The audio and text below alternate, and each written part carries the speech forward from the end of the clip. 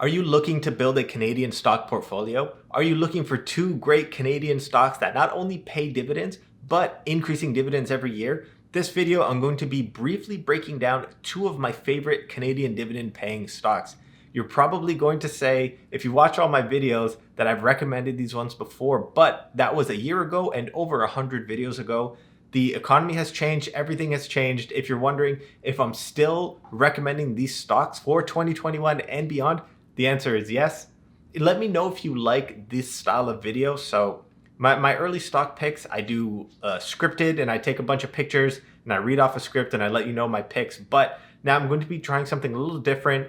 No written script. I'm going to be going over on their website and just going through some facts and some sheets and some important data that I think you should know and just breaking down my opinion. Starting off with my first pick, probably the best Canadian stock you can buy is TD Bank.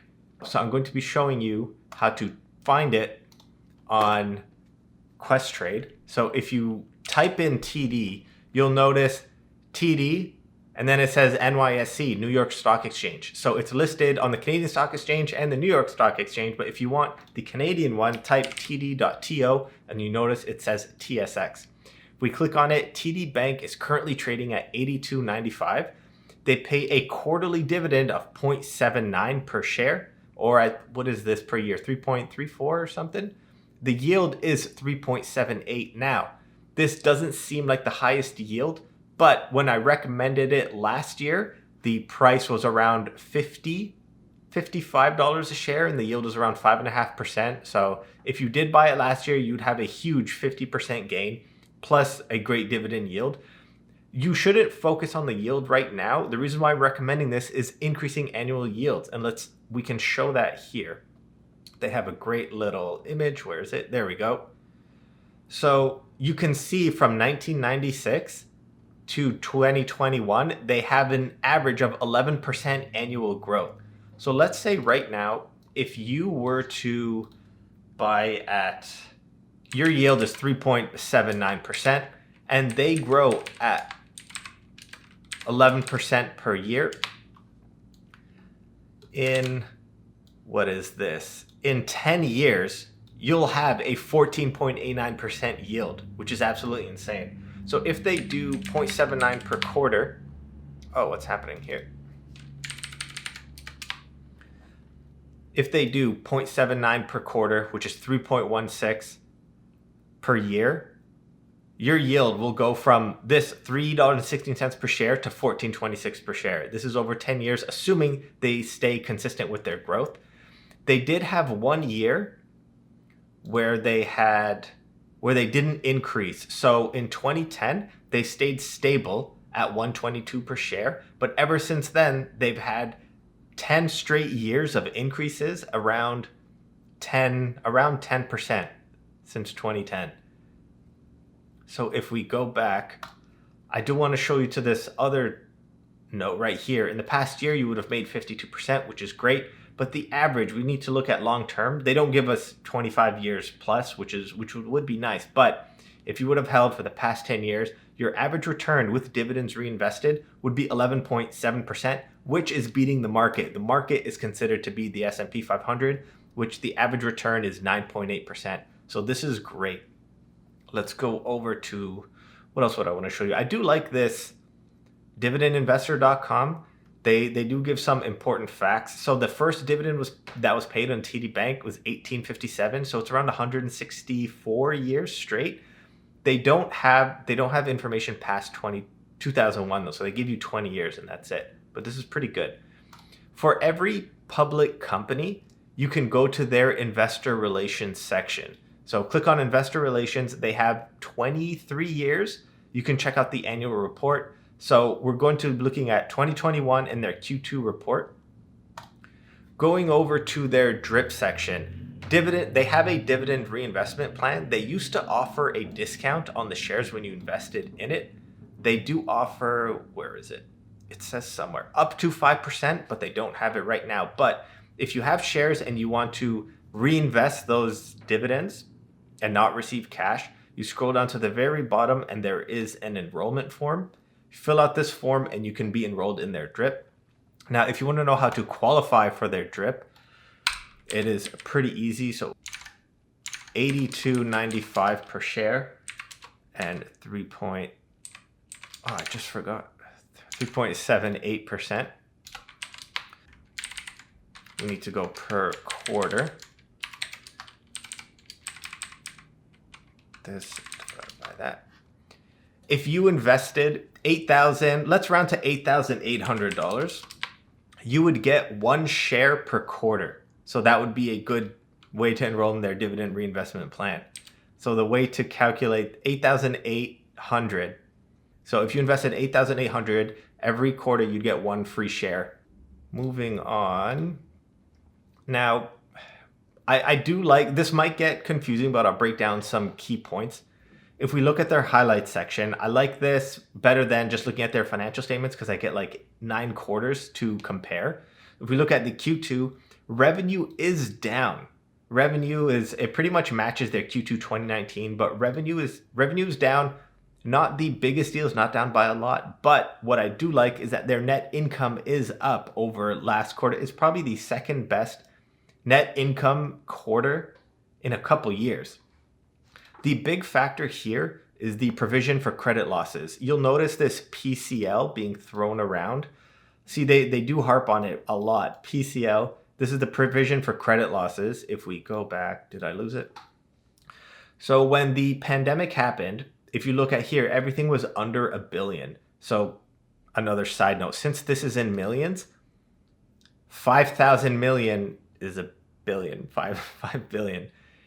Once the pandemic started, they had a credit loss. They had a provision for credit losses of 3.2 billion. So around 30% of the revenue for that quarter. And then as the economic outlook improved, they not only have 0 credit losses in Q2, but they actually have a recovery. So they, like, reading through their management discussion and analysis, they did mention based on positive economic outlook, it's going better than they thought. They did take a conservative approach, thinking they would lose, people won't be able to pay $3 billion, and then they added another $2 billion on top. So they were pretty conservative in their approach here. So it's good news all around. They had a reduced revenue in the quarter, but increased net income, which is great. Scrolling down, anything important that we need. Total assets, 1,000 billion, 1,000 million. Oh no, this is in billions. So they have 1.6 trillion in assets, which is absolutely insane. Now, common tier equity. So this, where's that ratio? So this CET ratio that is noted other places as well, CET ratio, it should be around 4.5%. This was a measure put in place in 2008 just to see if a financial institution can survive a crisis.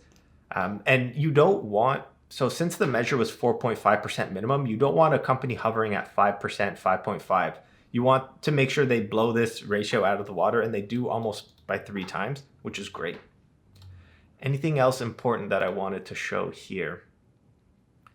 Liquidity coverage, nothing. Do they have payout ratios? Payout ratios, okay, so they do give some more information here.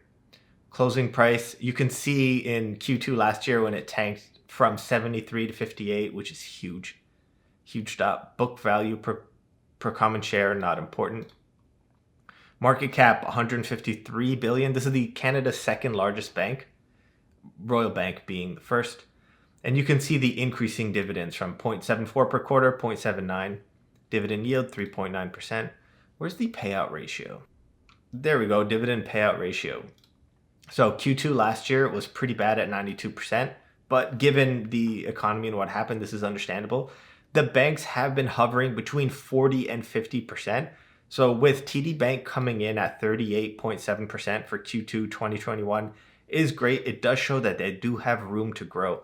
Not only, like, I don't just want to recommend a company that pays dividends. I want to recommend a company that pays increasing dividends. And I do think they do have room to grow. And they have a giant 36-page presentation, pretty much reiterating everything I just said. So PCL, provision for credit losses recovery, versus a $3.2 billion provision last year. That's what I just said. This is the CET ratio. This is very important. Everyone has to report on this. So it has to be at least 4.5%. And I think that's all I'm going to show for now. Is there anything else important? They're pretty much reiterating everything I just said. I do think this is not only a great dividend stock, but great annual dividend increase, annual dividend growth stock. I think I'm going to leave it here for now and move on to my second pick, which is Enbridge. If you want to find Enbridge, if you type in ENB, which is the ticker, you'll notice it has New York Stock Exchange. So you'll need to type enb.to to find the TSX for Canadian dollars. This is a much higher dividend payer. I recommended it last year when it was around $40. The yield, I think, was around 9%, which was fantastic for anyone that bought in at that time. Their quarterly dividend yield is 8.35. They're $49.10 per share. Anything else I need to show here? Not really. If we go back to here, I think they've been paying dividends for 63 years, and they've been increasing their dividends for over 25 years. But we only have this website only provides history for the past 20 years, which is fine. But take a look at the growth.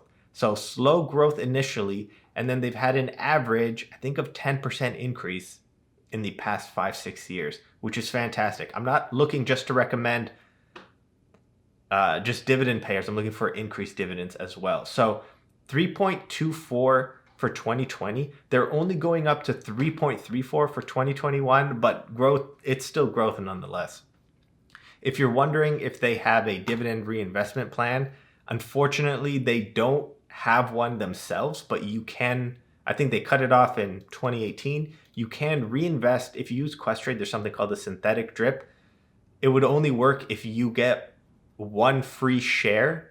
Because they don't offer fractional shares yet, you would have to get one free share. If we want to calculate how much you would get, so 6.75, 49.10. So if you had 49.10 and your yield 0.75 divided by 4,